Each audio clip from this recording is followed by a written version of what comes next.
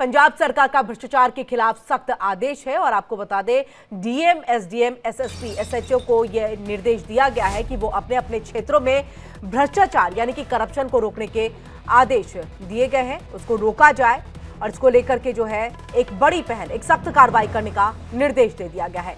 अपने अपने क्षेत्र में भ्रष्टाचार रोके, पंजाब सरकार की तरफ से ये बड़ा आदेश। भ्रष्टाचार के खिलाफ पूरे पंजाब में होगा एक्शन, साथ ही जनता और एमएलए से भी लिया जाएगा फीडबैक। जनता से भी फीडबैक लेने की बात जो है वो सामने आई है और एक बहुत बड़ी पहल के तौर पर इसे देखा जा रहा है। और ज्यादा जानकारी के लिए हम सीधे रुक कर लेते हैं अपने संवाददाता नवीन निशांत का, जो हमारे साथ फोन लाइन पर जुड़ चुके हैं। नवीन, भ्रष्टाचार को लेकर के, करप्शन को लेकर के हमेशा प्रायोरिटी के तौर पर पंजाब सरकार ने इसे रखा कि हमें इसे खत्म करना है, जीरो टॉलरेंस की नीति अपनाई है। ऐसे में अब एक और बड़ी पहल के तौर पर देखा जाएगा कि जनता के साथ जो है जुड़ेंगे और उनसे फीडबैक लेंगे।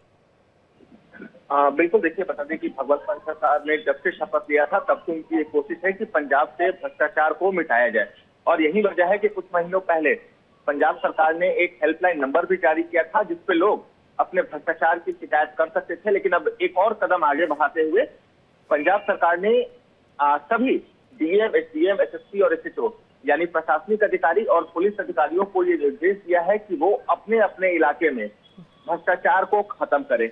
अगर उनके खिलाफ भ्रष्टाचार की कोई शिकायत मिलती है या उनके क्षेत्र में भ्रष्टाचार की कोई शिकायत मिलती है तो फिर उनके ऊपर कार्रवाई की जाएगी और इसके लिए जो स्थानीय विधायक हैं और जो आम जनता है पंजाब की, उनसे राय ली जाएगी। अगर वो शिकायत करते हैं तो फिर दोषी पुलिस अधिकारियों पर और प्रशासनिक अधिकारियों पर कार्रवाई की जाएगी। क्योंकि पंजाब सरकार का ये पहली प्राथमिकता थी जब सरकार का शपथ हुआ था कि पंजाब से भ्रष्टाचार को खत्म करना है, चाहे वो किसी भी विभाग से जुड़ा हुआ हो।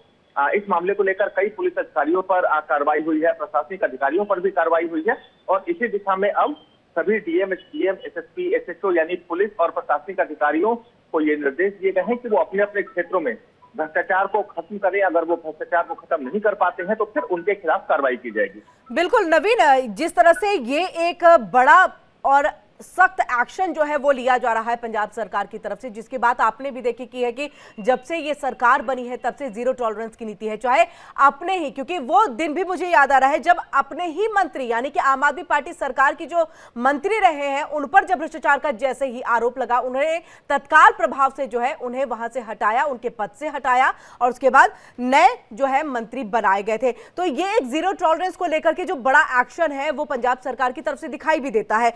आपसे समझना चाहेंगे क्या एक्शन प्लान जो है वो तैयार कर लिया गया है या बैठकों का दौर अभी चलेगा, एक्शन प्लान तैयार होगा?